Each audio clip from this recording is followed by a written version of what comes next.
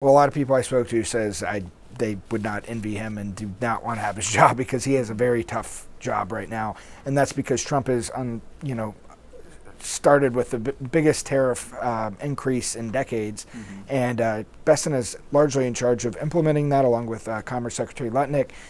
So he's kind of the driving force trying to implement those tariffs, while at the same time the markets don't like tariffs. They never have.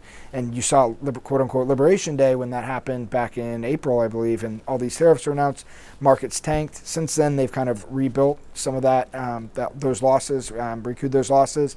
But as these tariffs remain in place and as it kind of winds its way through the courts, there's concerns that if they're allowed to stay in place, they'll start to damage the markets even further.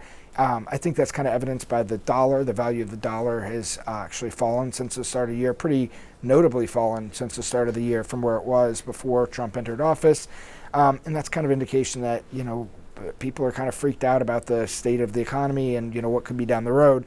So Bessent has this task of not only implementing these things that are presumably harming the markets, while also trying to sue the markets and make them not freak out about the tariffs he's implementing, which is just a really tricky challenge, all while trying to, keep his eye on the dollar and, not letting the dollar drop too low and, that sort of thing.